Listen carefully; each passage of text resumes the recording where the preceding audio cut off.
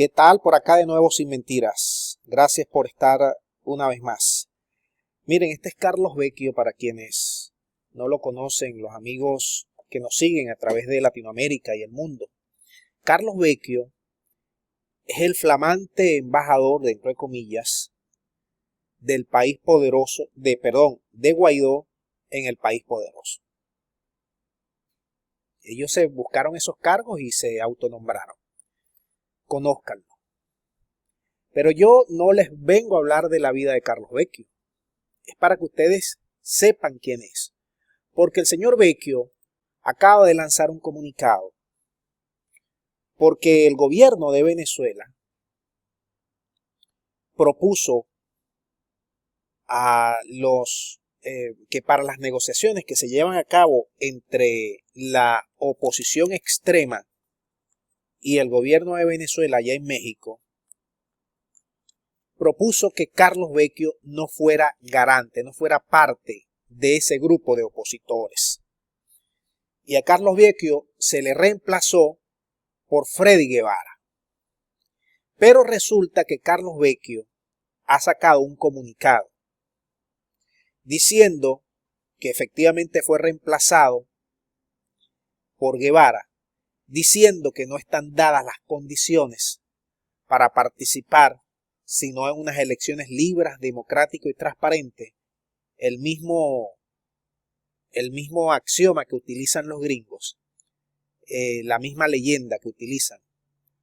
Y además diciendo que él con sus convicciones democráticas no va a permitir pues que se avance por un camino diferente a ese que ellos llaman elecciones justas, transparentes y democráticas. Pero resulta que la periodista Madeleine García de Telesur ha sacado una serie de tweets en la cual dice que Carlos Vecchio tiene una especie de oficina montada en el país del norte para estafar, extorsionar y meterle miedo a empresarios, a políticos, artistas, deportistas que hablen a favor de Venezuela o que estén ligados al gobierno de acá de Venezuela, para luego ser extorsionados, para meterlos en una lista negra, para pasárselo al Departamento de Estado, para que le nieguen visa, para que le nieguen permisos, para que lo metan en lista de sancionados. Dice García, Madeleine García, la colega periodista, que Carlos Vecchio tiene tiempo utilizando este tipo de extorsión. Aquí en uno de los tweets, García dice lo siguiente: conozcan el modus operandi de Vecchio. Aquellos que para ellos son colaboradores del régimen son chantajeados para no ser llevados a la lista de la OFAC. Las víctimas van desde médicos que se sumaron a ayudar en la pandemia, así como lo escuchan, hasta empresarios. En otro tuit, García, respondiendo a esta carta de Carlos Vecchio, diciendo por qué el régimen no lo quiere, dice lo siguiente: si alguna de sus víctimas quiere salir de la lista de la OFAC, debe pasar por un bufete de abogados en Caracas que rinde cuentas a Carlos Vecchio, pagar un alto porcentaje de sus pertenencias, cuentas, activos, etc. Y de esta manera lo liberan de la lista negra de OFAC. Es decir, cualquier parecido que se tenga con las bandas armadas que hay en Venezuela, con la extorsión a empresarios, es esa misma que estamos viendo con el señor Carlos Vecchio.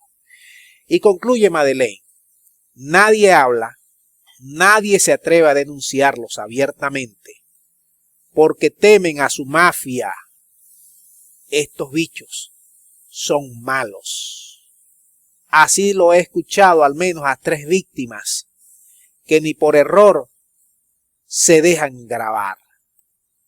Ese es el gobierno interino, porque aquí también está metido Guaidó hasta las trancas.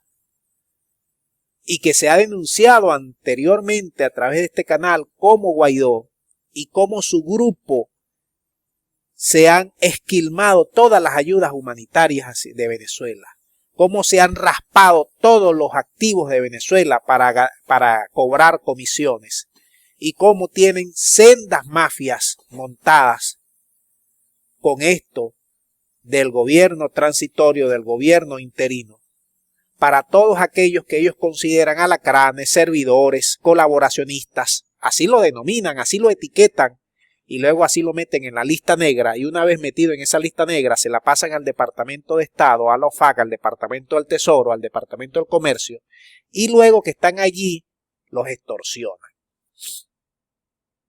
Se han hecho multimillonarios este gobierno interino, que Guaidó es la cabeza visible, pero que detrás de Guaidó están, yo diría que miles de personas colmándose de los recursos de Venezuela, viviendo de los recursos de todos los venezolanos en el extranjero y apretando en su discurso para que Estados Unidos siga provocando el hambre a través de las sanciones. Dejamos el video hasta aquí para que ustedes manden sus puntos de vista. Muchas gracias y nos vemos pronto.